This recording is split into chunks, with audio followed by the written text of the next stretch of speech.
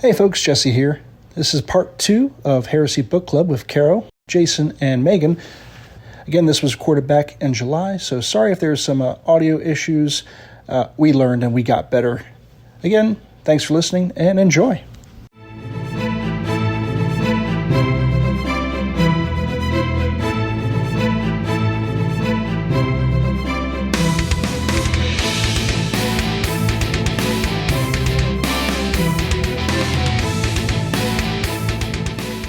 Hello and welcome again to the second episode of Legion. I'm here today with Megan and Jason. How are you guys doing? Oh, exceptional.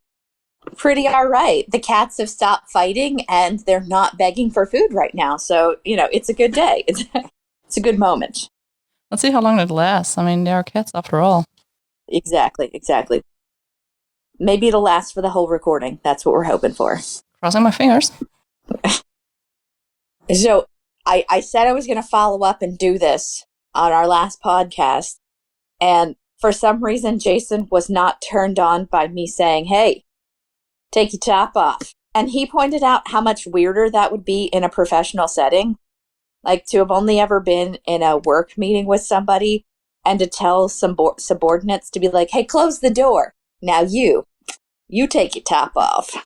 I tried to imagine this in one of my work meetings, and oh god, no. Right?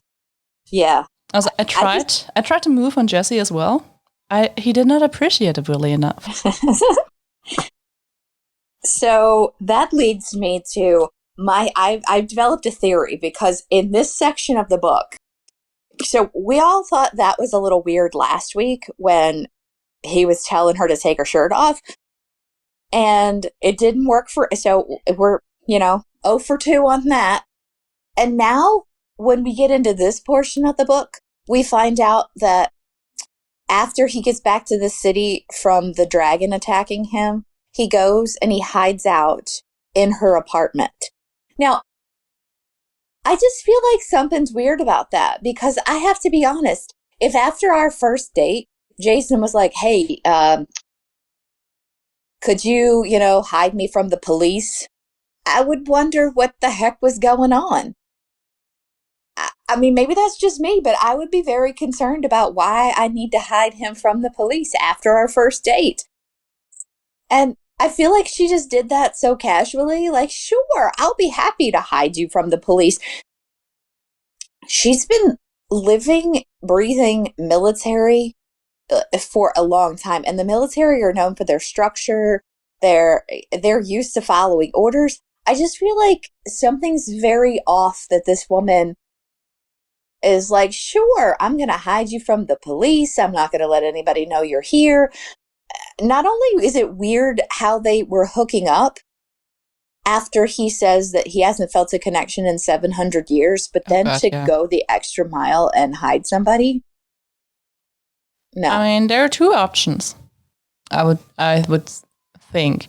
A, she absolutely fell in love with him and he's the only guy she ever wants to ever be with again, which I doubt. Or he just used some of his psychic skills to get her to do what he needs to. Maybe. They did not say that in the book. They didn't really say that he has influenced her, which we know she has some psychic ability. Nope. So I'm kind of wondering if she isn't trying to use him for some reason. And I haven't figured out why she would do that yet. Now, what I would also wonder is, John Grammaticus, he talks a little bit about how he felt in the presence of the Emperor.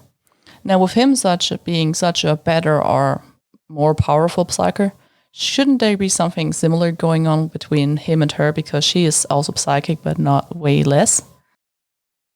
I agree. It seems like, though, when he's around other psychers, he's not all that great at picking up on what they're doing. Because when he was around the Alpha Legion, and he was around, what was the other psycher's name? Shin? Sheer. Thank you. When he was around him, he only knew that he had pyromancy after he saw him use it. Yeah, fair. And he did not seem to realize he was under the influence of a psyker until he was physically in the presence of Cher. And then he was like, oh, now I know what's been going on the whole time. And I'm not a psyker. I've got none of those abilities. But when you suddenly start to feel sick and disoriented, don't you feel like you would think to yourself, hey, I wonder what's going on. This isn't normal. I am weak at a well-established explanation in this book here, or in the next few chapters. John Grammaticus is just kind of like overconfident. Yes, that's why I'm kind of wondering if maybe he thinks that he's got a handle on things when he really doesn't. Like, how is he being manipulated that he doesn't even know yet? Well, it's the beauty of the Alpha Legion. Yeah. Do we truly ever know what they're doing?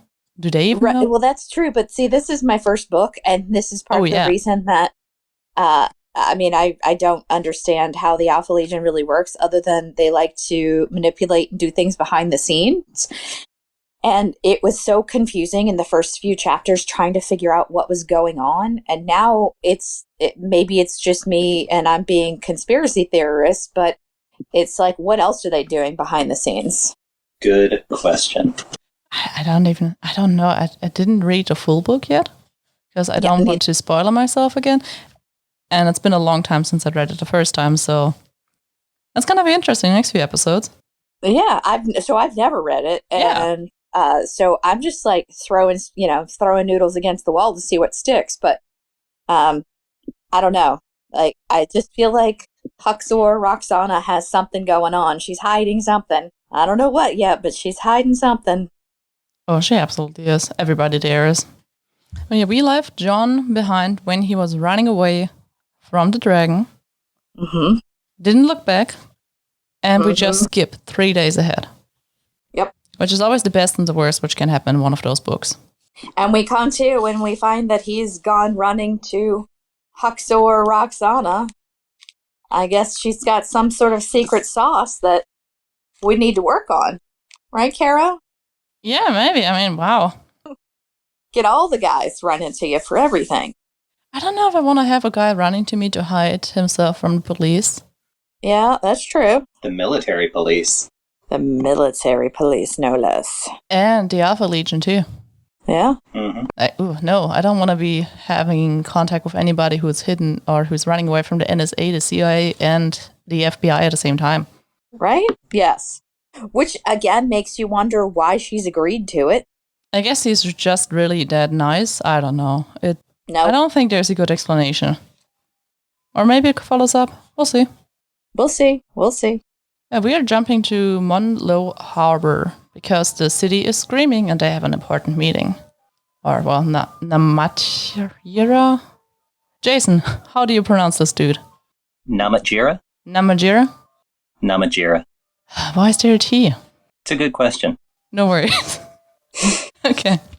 So they have a meeting finally trying to figure out what's going on, and he's unhappy how everything is going. As he greets the Alpha Legion. This is even a little before. He's dressing down everybody. Oh, right. Yeah, he is upset. But just the description of Namatjira, God, I do not like this person. I don't either, and I think his cape is so over the top. Right? Like, I guess it has a tradition or something, but still, it's a bit over the top. I think it's a really good, like, even here, where they're, let's see, how they describe his outfit. A frock coat of chrome plate armor over a deep water blue uniform and black riding boots with ornate chrome spurs.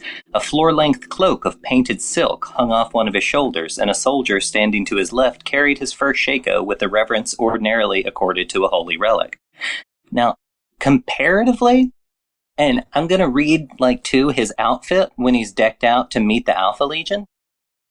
I've heard it as kind of a common opinion from a lot of folks that the Horus Heresy is somehow less ornamental and less ostentatious than 40K. And if ever there was evidence to point in the opposite direction, it's probably this novel. Yeah, look at this guy. How does his cape not catch on everything is my question. Yeah, that's because he has a super secret special agent just carrying around his cape. Yeah. Okay. And he is the soldier who's carrying the cape is a veteran of the Lucifer Blacks. So he has a bridesmaid just to carry his train. A super deadly bridesmaid.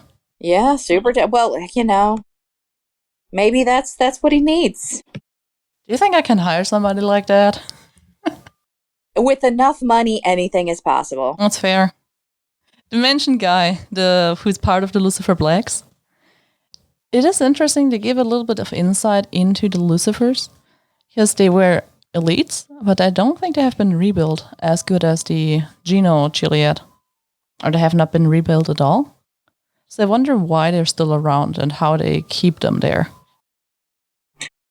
Well, apparently, from what they're saying in here, and what I've managed to piece together with a little bit of research, they were a really highly decorated veteran regiment, but they were just reduced so badly during the Unification Wars, and they didn't have that structure for replenishment like the Geno Chiliad did. Oh. And it's like they didn't want to disband them entirely because they were such effective veterans. So they essentially parted them out into like little teeny companies to like act as bodyguards or things like that. So they're just now highly specialized bodyguards, whatever, instead of being still a whole part of the army. That's interesting, yeah. Yeah. Oh, and just a small side thing that I figured out too. They talk about Lord Commander Namatjira's Thysaline, like, and I was kind of thinking it was like a tiny cat or something. A Thysaline is actually more commonly known as a Tasmanian tiger. What? That dude has a Tasmanian tiger? Apparently. He's extra. I missed that. Yeah, right? Woo. Some of those descriptions always make me wonder. It always sounds like Terra does not have any animals around anymore. But on a lot of those clothes, there's fur from rare animals. There are feathers of ostriches. Like, you need a whole zoo. Where do they get those things from? I would think that they would get them from some of the worlds that they've conquered, and that they're taking the feathers and the, furs and things as a symbol of the power and domination that they had over the world, that they could take this. Probably to just rename things which are similar, the same, like there are 500 different kinds of ostriches. But, I mean, after all, it's just a big bird, black and white. Yeah, it would make sense if there's so many offshoots of humanity that they're trying to bring back together during the Great Crusade. I mean, it isn't that far of a stretch to think there are, like, tons of different, variations on an ostrich on a ton of different planets. Yeah, maybe when they went left originally, they had like a tiny Noah's Ark and just brought a bunch of animals. Yeah. Or just clone them, I don't know. That too. A grim, dark future, everything is possible. I'd like to imagine that they are cloning ostriches just to have ornamental assholes around. Hello, my dear ostrich. Here. Let me pluck you, baby. In the Middle Ages, the richer you were, the prettier your food was supposed to be. So ostriches were actually eaten during the Middle Ages just because they were a pretty animal. So they assumed that would somehow make them superior to eat. Oh, yeah. I've heard they taste awful, by the way. Huh. I had ostrich steak before. It's okay. All right. But it's been a while. Oh, sorry. I'm thinking of peacocks. Oh, my bad. Yeah. Peacocks were eaten because they were pretty. Blanche was attempting to climb the back of Jason's chair. I was a little bit distracted. Oh, Blanche. Oh, Blanche. She's very needy today. Well, you gave her the wrong tuna. I know. I'm going to have to go open a new can. So, following the Namatjira? Namatjira, yeah. Namatjira, he has a full-blown tantrum. He is unhappy. He's upset and he needs somebody to scream and blame. Well, this is where poor Major General Dev comes in. Major General. Sure. We also we listened to the audio files of the Dresden Files, and Major General Toot Toot is a big character. Well, a sort of minor character, but recurring from the Dresden Files, and he's about the size of a GI Joe, and he has purple hair, and he has like cobbled together armor from a Pepto-Bismol bottle at one point. Anyway, so every time I hear Major General, I imagine Major General Toot Toot reporting for service. Man, maybe he's as brave as Dev. After all, he's just standing there and taking it in. They even mention that Namatjira doesn't really come down to the sort of theaters of war he orchestrates, that it's really uncommon, and it's a really bad sign that he's like so irritated with the progress here on Earth that he's doing it now. Yeah, he's more of a hands-off guy. I think he's also very embarrassed that they actually need help from Astartes. Yeah. Nobody seems super happy, too, that it's the Alpha Legion that's shown up. Yeah, the Alpha Legion is like the red-headed stepchild. They're the newest guys, and nobody really likes them too much with the way they're fighting.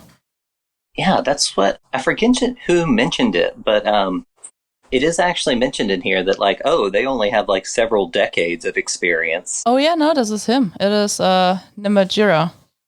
Okay. Yeah, he is... He had a personal talk with Horus, apparently. Yeah. Which I also like. They currently, the Emperor and Horus, they're still occupied with killing all the greenskins at Ullanor. And it specifically calls out that Horus takes the time out of his day to call around and make sure everybody else is on a good track and has a good time getting compliance on all the other planets while they're taking care of Ullanor. And this just makes Namatjira extra unhappy. Because there he is, making all those great war efforts, and he just cannot show anything for it. He can't even be like, hey, yeah, sure, awesome, you got the greenskins. We got you this whole planet. Yeah, good luck with this greenskin horde. We're having a terrible problem with a bunch of subhuman peasants. Which also, again, he is not... Oh, he's horrible. Why is nobody of the leaders in the Imperium any good? They do seem to just indignantly complain. It's like their one character trait. Yeah, right? Like always the generals, they just lay back, complain, and are waiting for somebody else to solve the problems. But yeah, Dev, he is standing, taking it, and he does not get taking his...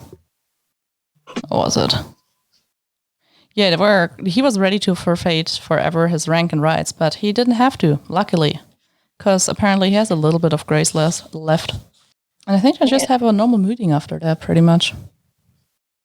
Well, as normal as it gets. Can you imagine you're just on a planet and suddenly the city you're trying to attack starts screaming? Like, I don't really know what to do out of it. Is it one big voice screaming? Is it just millions of people screaming at the same time? I don't think they ever pin it down.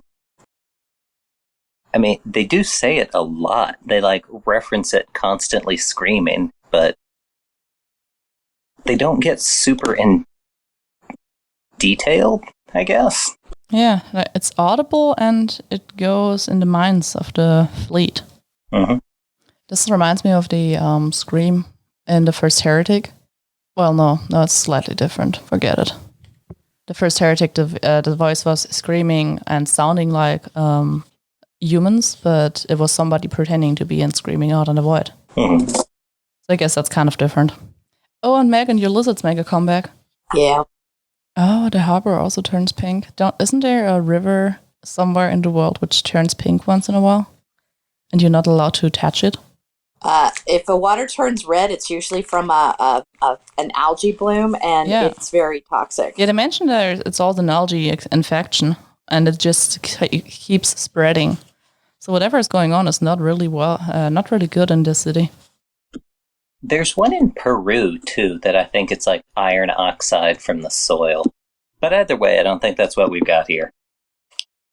No, I immediately thought about that algae bloom that would be toxic. And apparently it can burn your skin. That sounds about right, honestly. Kills off a bunch of fish. They have the Imperium in front of their house. It's not the only thing which is gonna kill or gonna get killed, sadly. But yeah, goddamn colonizers, right? Yeah. Now, after Namadira, yeah, I will not get his name right. After Namadira is done with the big meeting, he wants to have a smaller, pretty private meeting with a bunch of people, and our dear Oxaruksha is in there. Because so far, there's something going on there. Yeah, so far nobody knows officially why some cities are able to get, or why some cities were taken faster than others, and what has happened.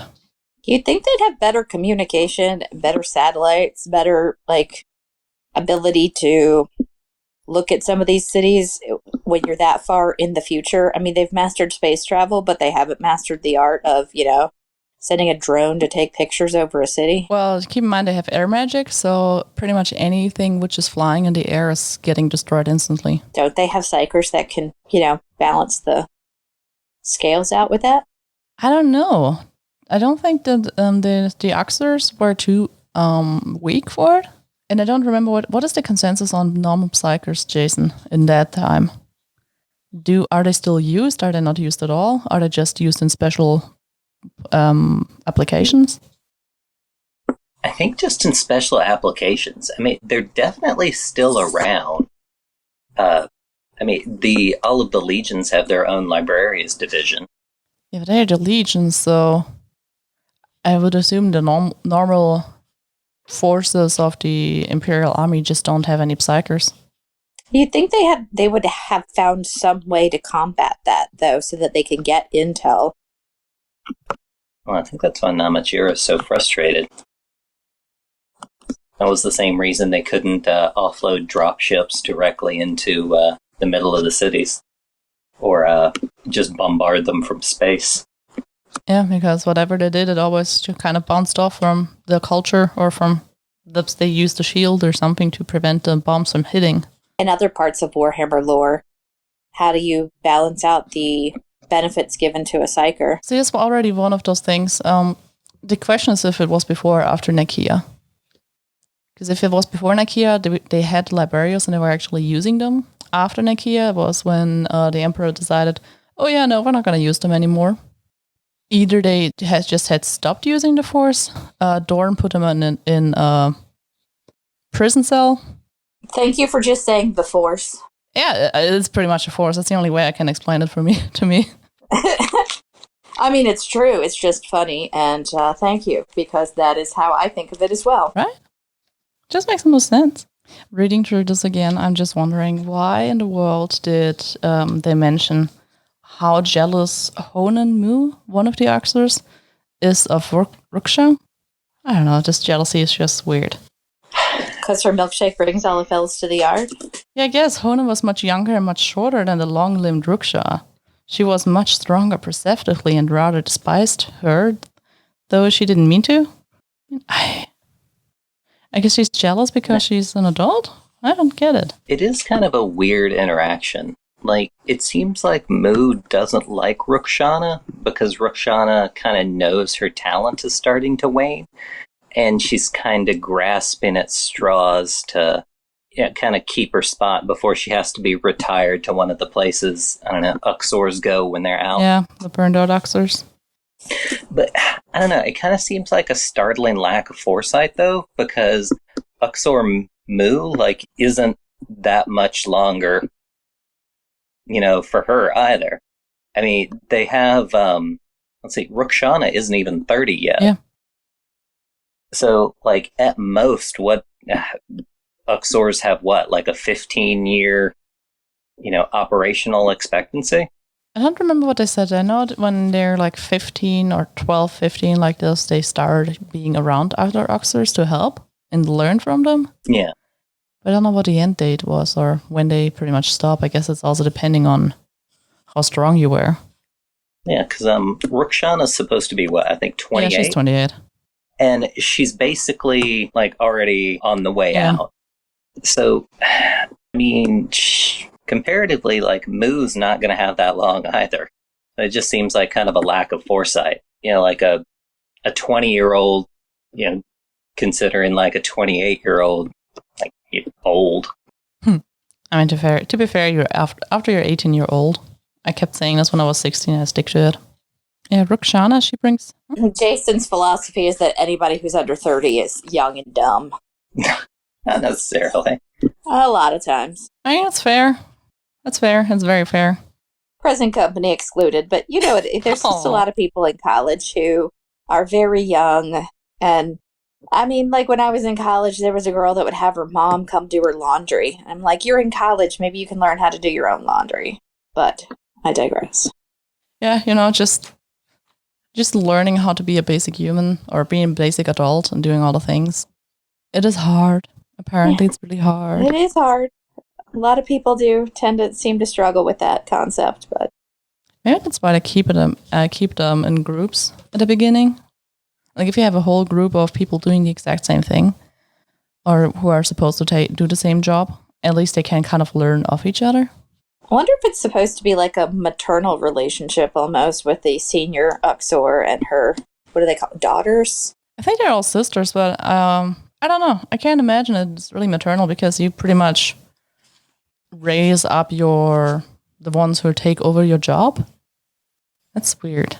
I don't know how it would be for me if I have to start teaching somebody who's going to take over my job and I'm going to go and have to work in the one which I hate. Yeah, it is kind of a weird dynamic because they're essentially training underlings who are not just going to take over their job, but I mean, essentially, like, you're training the people that are going to take over before you're stuck in, like, an old folks' home. I wonder, though, if your underlings perform very well if you get a better nursing home. Like if your retirement is made better because you did a good job training your underlings. Maybe. There would have to be some sort of incentive for them to do a good job training their underlings. I mean, please, whatever. What is it? Geno first? Imperium second? Something like that? You always want to make sure whoever all your family members are looking really good. And it sounded like they're pretty much all considered family. At the same time, it's just such an odd way of doing things, but apparently it worked out for them. Oh, the Emperor did take them as like a blueprint to, pirate things from. So. Yeah, and it did not work out at all, right? It was a perfect plan. Sorry, the Emperor is just the worst being in the universe. Absolutely. He is. Yeah, there we go. Very dumb about a lot of things. I actually worked with a dietitian who had been a dietitian in the military. And she said that it was standard and expected that you were going to train your replacement. But you wanted to do a good job because if you trained your replacement to do a good job, it tended to help you get promotions and it helped you look better to your superiors. And since you knew that any position you were in was relatively temporary, it was a benefit all around to have that sort of a warm handoff. So I guess that's why I was applying that in this situation. Oh no, that makes a lot of sense, especially considering they know they're military and they should be aware that everything is only temporarily. Well, we'll see. We'll see. Well, so I don't think at this point Ruxana, I don't think she actually knows that the Alpha Legion is involved yet. Honan knows it. She was talking to one of the specialists. And yeah, they just they talk a little bit about intelligence, and they mention our dear König Hanneken. Because he never came back. And I think they managed to keep that up for all of like a page and a half. Honestly, it's not even that long. Like, he never came back, and then right away she's like, yep, she's lying, or if not lying, she's shielding the truth. Right? It's like the other Uxor knows she's lying, Namet Jira and Dinas Chain know she's lying. She doesn't know that they all know she's lying. Does she? I don't think so. Because Namet Jira uses this moment to tell everybody, well, at least everybody in this room, that the Astartes, or that the Alpha Legion is here to help them. Which apparently was super surprising for a lot of them. Well, I think this kind of highlights a little bit that the Astartes aren't all that common. I mean, when we read novels like this, I think we kind of get a different kind of biased viewpoint towards it. But considering how many, oh gosh, I forgot. It's something like 2,200 compliance fleets, expeditionary fleets altogether, that we ended up learning about in Horus Rising. Yeah. And when there's so many of them, and at most there may be, very, very liberally speaking, 5 million Astartes, it's like they can't be that widely utilized, when they're talking about taking over 1 million worlds at the height of the Great Crusade. I honestly think like the normal human regiments are kind of, except in exceptional circumstances, not that used to working besides them. Okay, and I'm not disagreeing with that, but I've seen a whole lot of games, and there are not that many mortal militias, militaries, whatever you want to say. There aren't that many, and there doesn't seem to be a lot of lore behind the non-augmented humans. Because you keep saying that, like, what is it? You have a militia army, and you have, what's your other mortal army? Solar Auxilia. Solar Auxilia. And you tell me that Solar Auxilia is not a militia, but to me, if they're mortal, unaugmented humans, they're all militias. But there doesn't seem to be a lot of lore behind that. So I'm not disagreeing with you, but why is there not as much lore behind all of the human armies as there are Astartes? I think it's also because if you are immortal within the Imperial Army, the chances that you're dying is extremely high. Nobody wants to listen or read a book where they just keep dying. Like, you should not read 300 hours. No, 30 hours? 3 hours? 15 hours? Yes, 15 hours. This book explains everything you need to know about the Imperial Army, and it's a horrible book, and I hate Austin for it, but it's also a really good one. But yeah. Well, professional disagree. 15 hours is one of my favorite 40K books. It is great, but also horrible. It broke my heart. I mean, it's the story of R.V. Larn, interstellar alpaca farmer. But what I'm saying is, if there are that many human armies, what were they doing during the heresy, and what were they doing in other? I feel they were also fighting. They were also fighting, but usually, I don't think there's a focus on them because pretty much what they do, they're meat shields. They are used for things where no matter what you send in, they will die. So you just send immortals.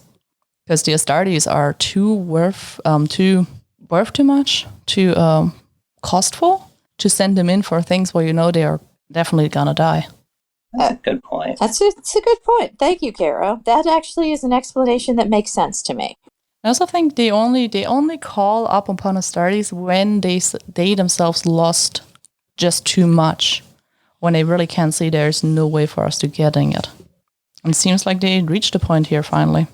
Reluctantly. I mean, imagine, you could have the super awesome heroes of the Imperium who have been around for 50, 60, 100 years, I don't know how long even. And then you get the new kids who nobody knows anything about, and they're kind of hiding and not even fighting glorious battles side by side with other mortals. This is true. And they kind of seem to cause some problems for their own side just as much.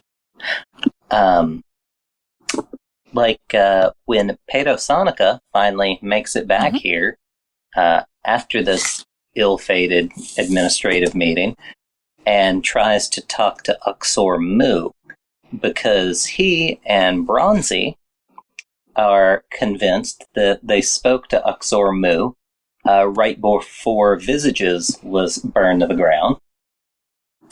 And surprise, Uxor Mu has no idea what Sonica is talking about. And it's a pretty awkward conversation to have because halfway through he has to fake that, he's suffering from heat exhaustion. Yeah.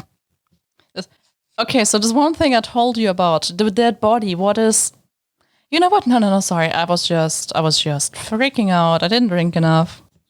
I don't think he's gonna be a good actor. Right? Also interesting. Rukshana was lying. They leave, and the commander is putting up people on her, and Hone and Moo is also putting up people on her, but neither of them tells the other one that they're doing it. Because it needs to be dealt internally with, and I don't know what the Lord Commander wants. I guess he doesn't want to get embarrassed that that something slipped through his eyes. So there are just so many parties spying on each other.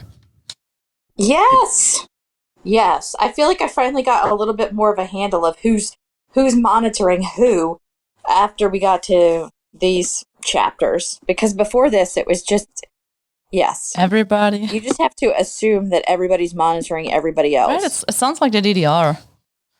Everybody could be spying, probably is, but you don't really know. And there are some people definitely who are spying, but you can't tell what they're doing. You have to wonder if they weren't spending this much time spying on each other, how much more work could they get done? Fair. Maybe the compliance would work out if they would just stop trying to figure out what the other one is doing next. I think it's kind of weird, though, that... So, Uxor Rakshana goes into this meeting with Namachira, gets briefly questioned, and leaves. And instantly, everybody was like, nope, she's lying. Yep. Like, just instantly, like 5 different parties are like, no, she's definitely lying about something. But Hato Sonica goes through this whole thing of, like, trying to fake heat stroke with Onin Mu. And suddenly, like, nobody considers that suspicious. Like... That they say. I mean... But it's like, they don't they don't post guards on Hato Sonica. Apparently, women are flighty and, men aren't. So, therefore, the lady needs to be monitored more than the man does. Also, I think he's less important or has less of a rank. The Oxer is pretty important, and it could be very embarrassing if she did something bad. Meanwhile, Sonica seems like, well, he's not a standard soldier, but he's also not very important. Comparatively, so I think the way it works is a Bashaw is the equivalent to something like a squad leader, like a sergeant. Yeah. And a Hetman is like kind of their version of a lieutenant, where the Uxors are like field commanders, as near as I can tell. Mm-hmm. And then, let's see. The Gene Whips. So they are the strict regulators of the Chiliad's ethos, specially empowered to maintain levels of conduct and morale, and to enforce discipline and punishment. So they're commissars. Yeah. And at this point, Uxor Mu does get one of the Gene Whips to... Go to Rakshana? Yeah, after Rakshana, which really gets me, is like this is immediately after, like they're even part of the same conversation, Gene Whip Boone. Mm-hmm. So he comes into the conversation with Hato Sonica, like right when he's like, oh, sorry, must be like desert heat stroke, and then goes off, and like Boone and Moo look at each other, and they're like, huh, that's weird. Well, anywho, I need you to start following Uxor Rakshana around and figuring out what's going on with that. But keep in mind, Sonica was also losing, he went through a lot. Potentially, Moo just likes him, which helps while she doesn't like Rakshana, and she had a clear feel that he was lying. While Sonica, at least, it felt probably to her that he was trying to tell the truth. And if you then compare, you think he's thinking he's telling the truth, but at the same time, he's also went through a lot and probably is batshit crazy from their perspective. So I would still probably go for whoever could threaten the Uxors. Because again, he's still in the line. The Uxors, if you start having them falling or doing fishy stuff, it could be the end of all of them. Because no matter how great a tool is, once your own dog bites you, at least in the military, they're not going to keep you around. Can't argue with that. Yeah, right after we're trying to figure out, or why try to figure out what Rakshana's hiding, we figure out what she's hiding. And she's hiding the one, the only, and the best, John Grammaticus. I don't know. He seems a little sad to me. He is pretty sad, but he's the one and the only. He's sad, but he do his best. he gets the participation trophy. Yeah, it's like nothing has really gone that well for him yet. What? he's complete. Well, the move he did went really well for him. Yeah. Inexplicably well. But suspiciously well. Nothing, all right, let me rephrase. Nothing professionally has gone that well for him. Because he tried to make contact with the Alpha Legion, ended up getting, like, out James Bonded by them, and then just straight up ran away when, like, the giant garbage dragon, like, climbs out of the street. And that's how well his job has been going so far, which is not terrifically. Like, the Cabal are, like, using every, reflective surface to, like, make fun of him for, like, shacking up with this girl. They're not happy with him. They're not making fun, they're just scolding him. But then they just go quiet, and he doesn't know what that means. I guess they just ignore him because he knows he didn't do well. Yeah, I'd be scared. I don't know. It's just been my experience that sometimes when management goes silent, you better be careful. Oh, yeah, that's scary. The hammer's about to come down. They're planning something, but they don't know what. But yeah, it's so fascinating. They also talk about how much she is risking for him. Right? And it's still, they've known each other like 2 weeks. It doesn't make that much sense. No, it doesn't. I mean, rule of thumb, don't move in with somebody if you don't know them for at least a year, and don't marry if you didn't move in with each other first. But I guess they just skip this whole thing. They just go for 2 weeks. Yep, you're allowed to hide. Not gonna tell anybody. I might get killed, but it's fine. I love you. Yeah, no. Probably. I mean, the bond between them had just grown out of honest attraction. That's true love, isn't it? Yeah, no. Sorry. Nope. I'm calling bullshit on that, Caro. Oh, absolutely. I don't know what it is, but it's bullshit. So, all right. With the end of that, we end up at chapter 6. And this is one of the things I wanted to touch on before. If you thought Namet Jira's outfit was ridiculous before... Oh, God, yes. Oh, my gosh. It's like an entire page. Hang on. Let me see if I can... Okay, here we go. So to meet with who they think is the Primarch of the Alpha Legion, this is what he's wearing. Gold plate armor with a fan of ostrich feathers around his head and a 10-meter, that's more than 30 feet, cape of peacock eyes held out behind him by his slaves.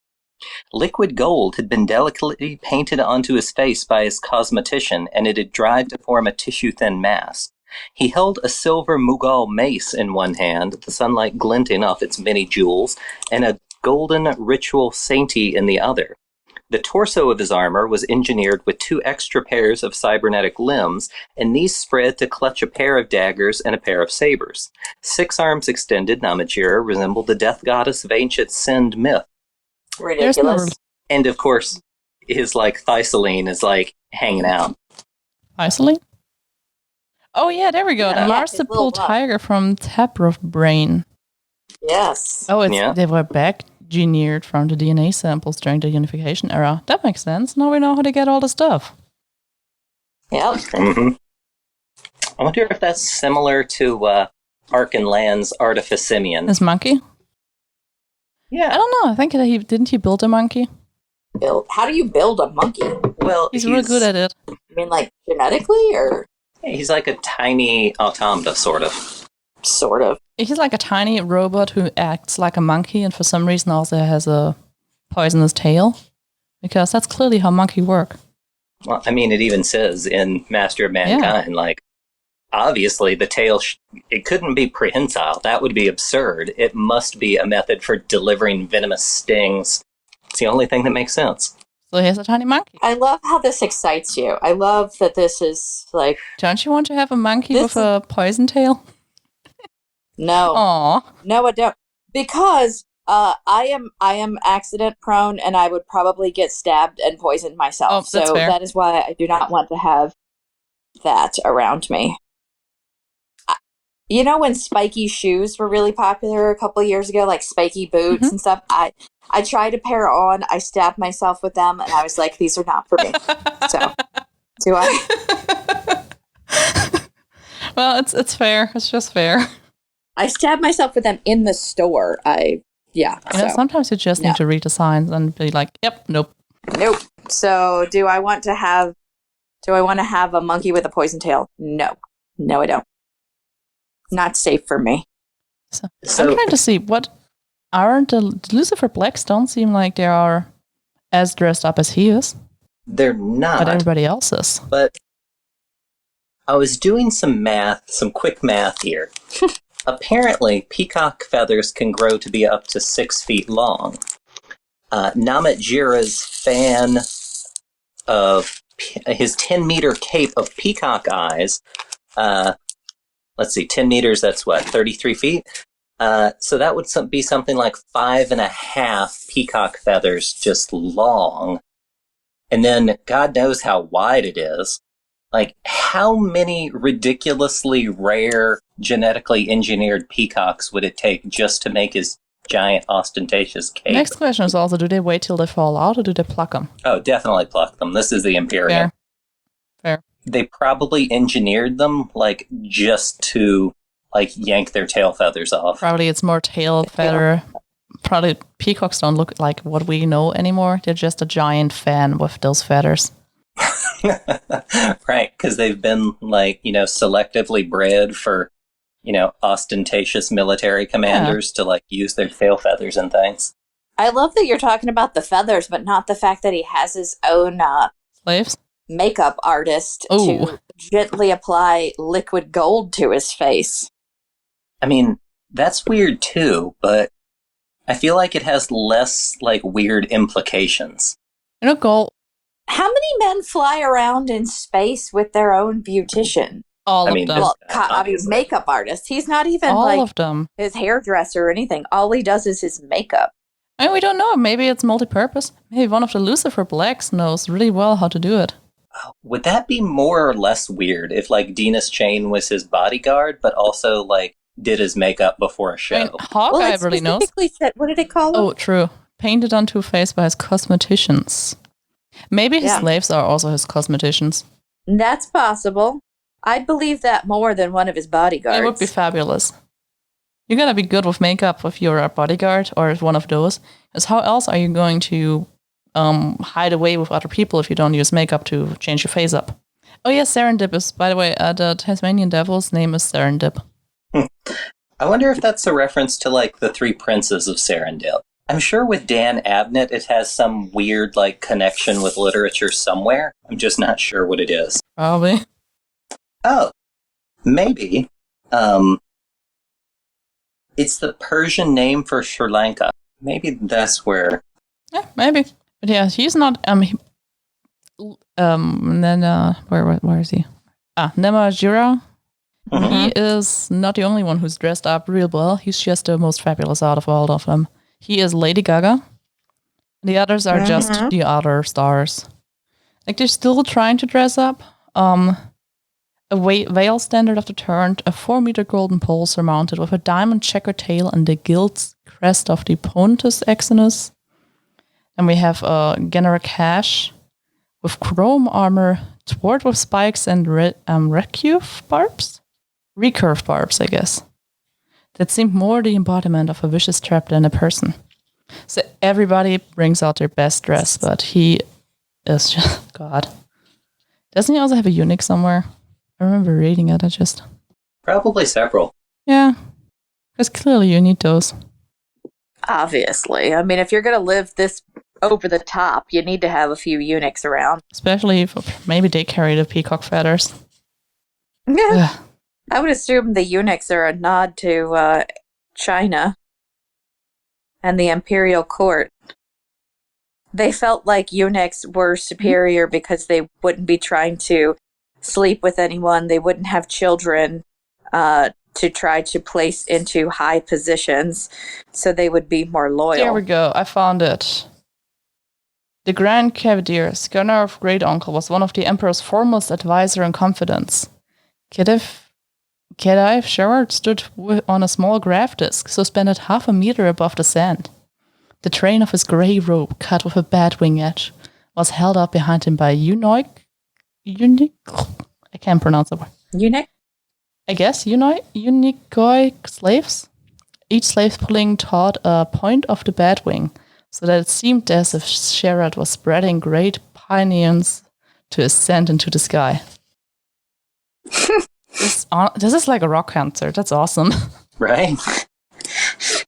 I somehow missed that one when we were reading through it, but you just gave me the mental image of a Halloween movie I used to watch as a kid called The Worst Witch. Oh, no, I need to watch that movie. Oh, you do? It's a treasure. It's got Tim Curry in it. And when Tim Curry is the Grand Master comes through, he's the Grand Wizard.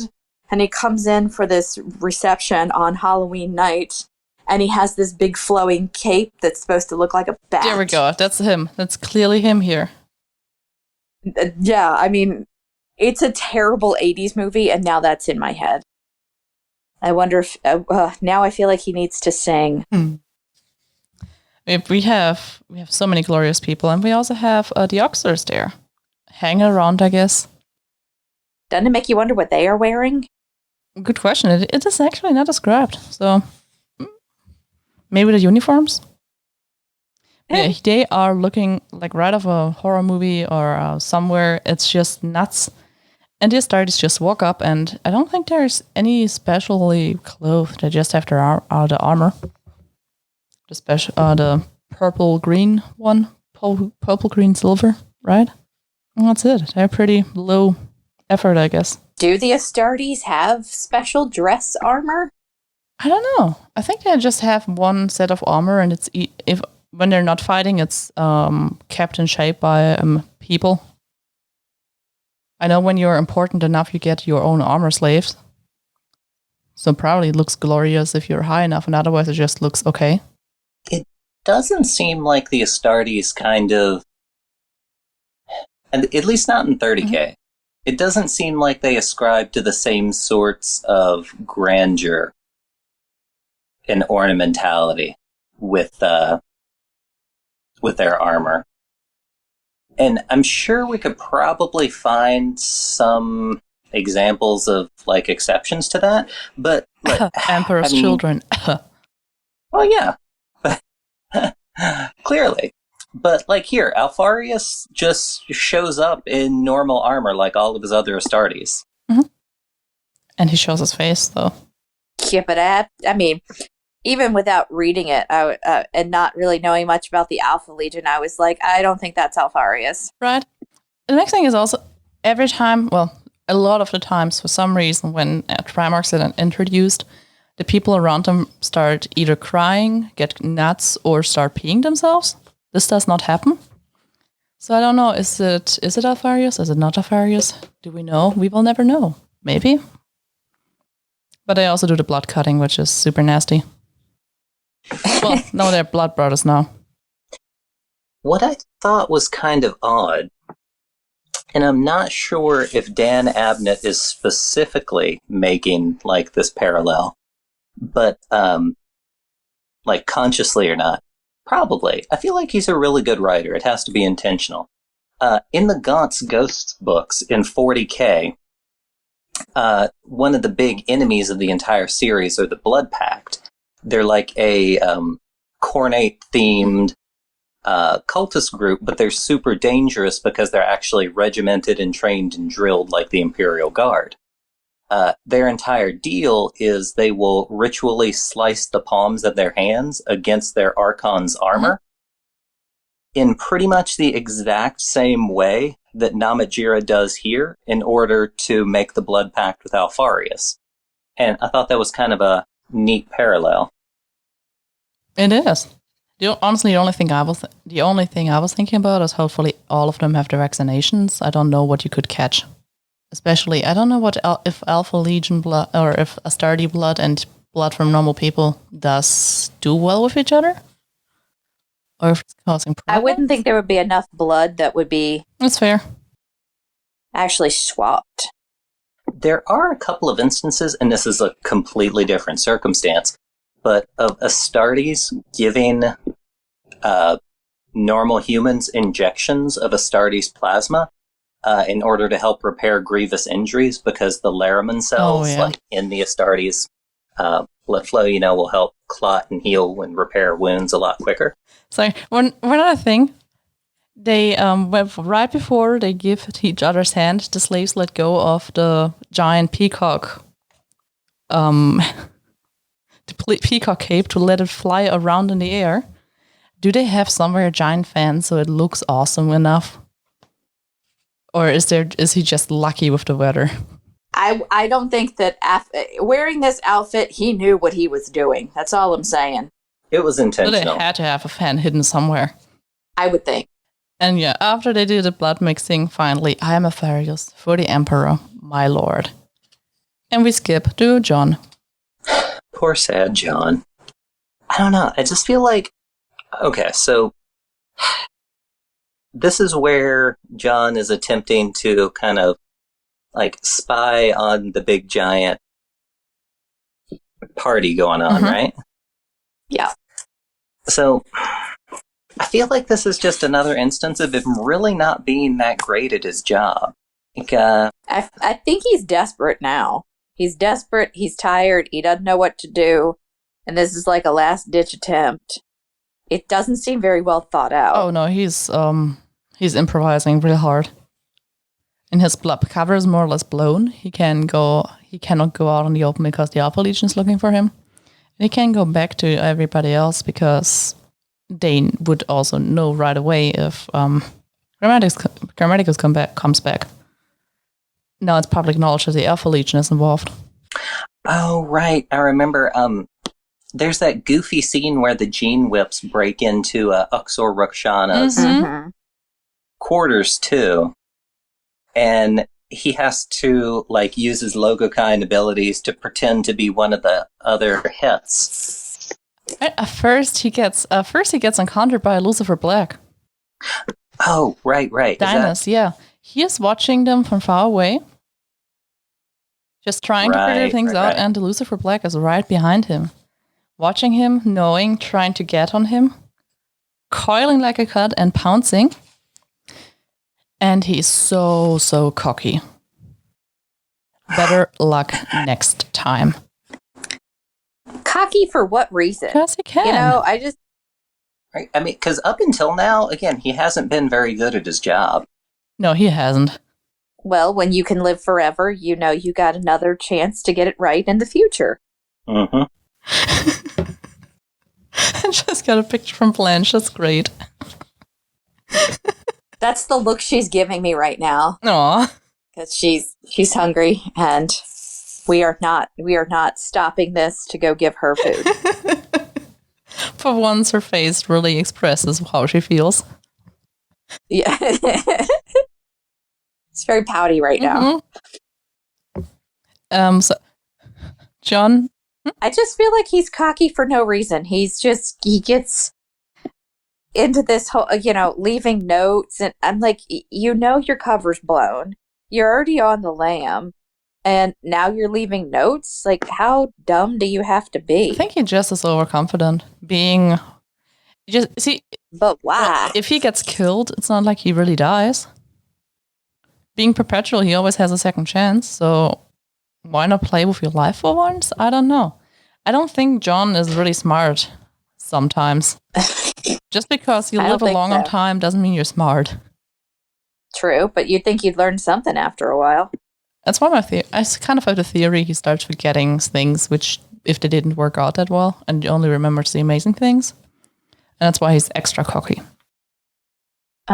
Yeah, so that's why he's overconfident. Maybe. If you only remember how awesome you are. Selective memory. Maybe so. And we leave Devon, is his name? No, Chain. Dinah's Chain. We leave him behind with the note and go back to Sonica. And Sonica, I don't even know where he is. I think he just went in the hospital wing to try and get back to normal, at least pretend to go back to normal after he was absolutely exhausted before. He wanted to carry the dancer's sign. He wanted to carry the dancer's standard, even though I don't think there are any dancers left anymore, pretty much. He's not quite the last one, but not a whole bunch kicking around anymore. That was kind of sad. Yeah, a little bit. Oh wait, Jin, Lon, and Sha? Yeah, those 4 seem to be the last ones. Yeah, no, the last 10 dancers. There are only 10 left. So I guess, yeah. But they're still trying, and he finds a head, which my theory is Bronzy left behind for some reason. That would kind of make sense. Like, as a sort... Because he, Shaban, and Sonica were like the only ones, well, not left alive now, but pretty much he and Sonica are the only 2 that know about the head game anymore. You don't think the other dancers played it? Wait, I just got the joke there. Oh. They're playing a literal head game. Yeah. Oh, you did, no. Okay. That's such a bad pun. That's a dad joke. Oh, no. Oh, man. Dan Abnett, master of dad jokes. Oh, gosh. I can't believe how many times I think this is probably the 3rd time I've read this book, and I never got that they were literally playing a head game. Yeah. Like, oh, man, that's bad. Dan, if you listen to this joke is bad, and you should feel bad. A little bit, at least. I'm sure he's going to listen to this. Clearly. No doubt. I mean, who else? But yeah, back to Gethred. He has also the same conclusion we came to. He is... No, John has the same idea. He knows he's cocky. And John is kind of upset that he did it, but it's a bit too late, right? Yes. Maybe a moment of insight. Just side note, Blanche jumped down and now she's huffing at us. Did you just meow? She did, Aww. yes. Poor Blanche. Nobody ever feeds her. She just heard you say her name and she responded. I don't know if you heard her. No, I didn't. That's awesome. She'll be all right. She'll be okay. We also never feed our bunnies, so it's fine. Yeah, exactly. Yeah, you very neglected. Extremely. But yeah, so sorry, getting back to the story, he's like, oh yeah, maybe I made a mistake. Maybe I shouldn't have been so cocky. And then again, things just go downhill for him. It's like, why are you doing this? Why does he think he can get away with it? Yeah, especially when he gets back to his hiding spot and there are people right there trying to figure out what's going on. So this feels like another... Wait. I don't know. This feels like another awkward moment, like out of some sort of like teen comedy, where Grammaticus like has to pretend to be one of the other hets, and he doesn't even try that hard. He just uses his Logokine powers to kind of... Well, I guess this isn't even a Logokine power, but his psychic powers to just kind of bulldoze through it and make, the gene whips, kind of go along with it. And it doesn't even last that long, and I think it ends up making the gene whips even more suspicious. I mean, it was a plan which just he didn't think about. It's one of those, let's just do something. I mean, to be fair, it's pretty awesome how he pulled it off, that it worked out. I'm pretty surprised and amazed that it happens, or that he's able to do it. But goddamn, couldn't you have thought about something better? Did he have to be naked? Is another... I guess that's the whole thing. You don't want to look a naked man in the eyes? Or you don't want to look at a naked man, I guess? Just kind of... I just assume if your supervisor comes out butt naked, you just kind of like find the wall very interesting. Okay, good point. Kind of pious. Oh boy. No, just... Yeah, John takes off all his clothes, come out of the bedroom, and just gives those guys a dressing down. How they dare. Well, not even, just makes them uncomfortable, a bit squirmy. If I walked in and saw my supervisor naked, I'd be squirmy. Oh God, no, I don't even want to think about it. I've never actually met my my manager face to face. I met my old manager face to face, but COVID and everything. My new manager lives in Texas. Yeah, so if I were to walk in and meet him for the first time and he's buck naked, I think we'd both be horribly, horribly embarrassed, looking elsewhere, and we would never want to mention it. Yeah. So I get where he's coming from with that. I think of his choices, that's probably the best one, because he doesn't want to hurt anybody. It's not like he wants to kill anybody. He just wants them to go away so he has time to try to slink off to this party that they're having. Yeah, it's fair. He's just trying to avoid them taking his stuff and figuring more things out. So having a low bed and cover? all this is a few minutes to get them distracted so that he can slip out the back door. Well, no, he's not even able to slip out. He just kind of passes out after doing this because it's so exhausting. Yes. But I just meant so that he can go to the dinner. He wants them confused long enough that he can make it to the dinner. That's fair, yeah. And he didn't have to harm anybody. He didn't have to get into a fight. He didn't have to break anything. Didn't kill anybody. It's fairly clean.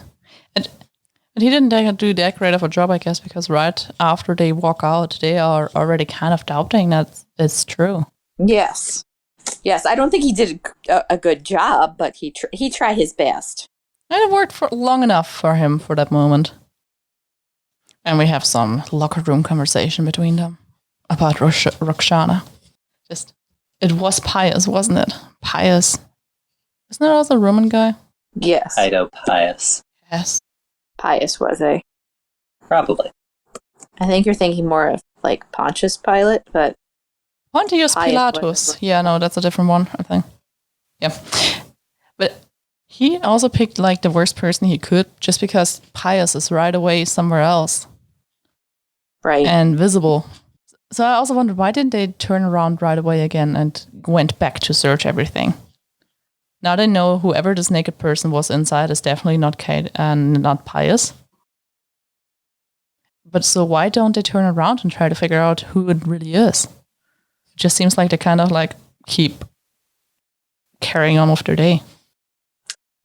Because they have to set up an ambush for Pedo Sonica. Oh, because clearly the naked man in her room lied, so we need to get her. Right. Of course, go for the girl. Don't go for whoever's apartment is. Ignore that somebody broke in and is naked in there. Yes! I feel like this, I'm just saying that several of these things, they treat differently the ladies versus the men. They do. It does feel like they're supposed to be like political and discipline officers. Like, at the very least, wouldn't you now be concerned that there's some, like, grievous, like, HR incident in the making? I don't think they have HR there. I don't think they do either. But somebody's got to demote those Uxors once they start losing some of their power. So, Kaido Pius being visible, we jump right to him and Sonica. Because they are absolutely happy they saw each other or see each other again. Just talking a bit about the good old times. What's going to happen with the dancers. All the good things. And Sonica sees Hurt. Right. Hurtado. Thank you. And doesn't even say anything. Just turns and walks off into the crowd. Yeah, he frowns. Hurt. Hi. And he just gives you a bitch face and turns around. That's hurtful. At least he doesn't follow them. Because this is how human interactions work. Not at all. No, clear. See, I have a long tradition. Every time I go back to Germany, whenever I see somebody I went to school with, I just look at them angry and turn around and walk away. You can tell I was not very popular in school. So, no, I'm not doing that. Not yet, at least.